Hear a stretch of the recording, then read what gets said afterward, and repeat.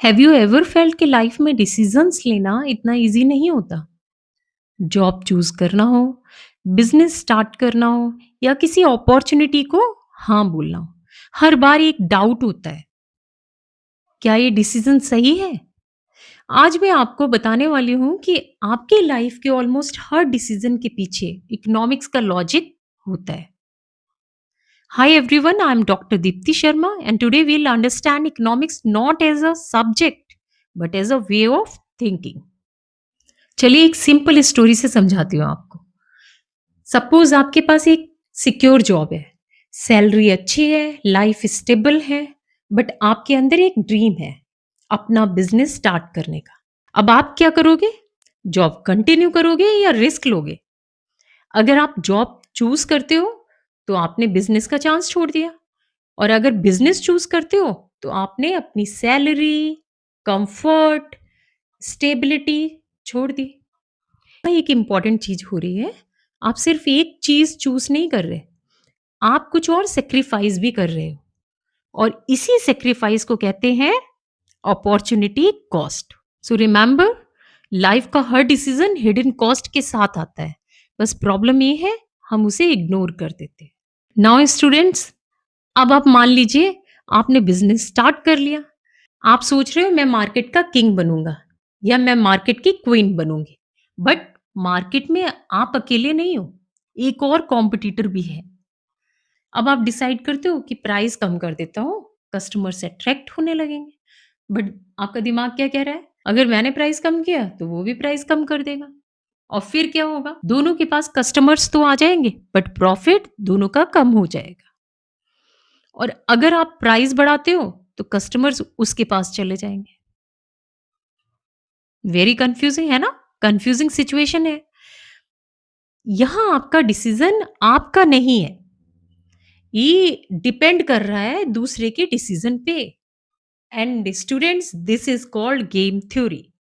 Life में सिर्फ smart होना इनफ नहीं है, आपको ये भी समझना पड़ता है कि दूसरा क्या करेगा। अब क्या होगा, अब आप और भी ज्यादा कंफ्यूज हो जाओगे, और आपके माइंड में क्या चल रहा है कि प्राइस बढ़ाता हूं तो कस्टमर भाग जाते हैं, और प्राइस कम करता हूं तो प्रॉफिट भाग जाता है ना? तो आप क्या करते हो ऐसे में? आप सेफ खेलते हो और प्राइस को स्टेबल रखते हो। ये जो बिहेवियर है ना, इसको कहते हैं किंग डिमांड कर्व, जहां कंपनीज रिस्क लेने से बचती हैं और प्राइसेस इजीली चेंज नहीं करती। इसलिए आपने नोटिस किया होगा, पेट्रोल प्राइसेस हो, टेलीकॉम हो, आपका बिजनेस ग्रो करता है, आपके ज़्यादा कस्टमर्स आने लगे, प्रोडक्शन भी बढ़ गया, और फिर आप एक इंटरेस्टिंग चीज़ नोटिस करते हो, आपका पर यूनिट कॉस्ट कम हो रहा है। क्यों कम हो रहा है? क्योंकि अब आप बल्क में खरीद रहे हो, एफिशिएंसी इंप्रूव हो रही है, and this is called economies of scale. इसलिए बड़ी कंपनीज छोटी कंपनीज से आगे निकल जाती है। But my dear students, story यहाँ खत्म नहीं होती। आपका बिजनेस ग्रो कर रहा है, प्रॉफिट भी आ रहा है, बट एनवायरनमेंट डैमेज हो रहा है, पॉल्यूशन बढ़ रहा है। आप प्रॉफिट तो कमा रहे हो बट सोसाइटी लॉस सफर कर रही है, and this is called market failure. जब मार्केट सबके लिए फेयर रिजल्ट नहीं देता, और और यह रियल वर्ल्ड की रियलिटी है। अब एक लास्ट डिसीजन, सपोज आपके पास 1 लाख रुपए है, आप सोचते हो आज इन्वेस्ट करूं या बाद में करूं।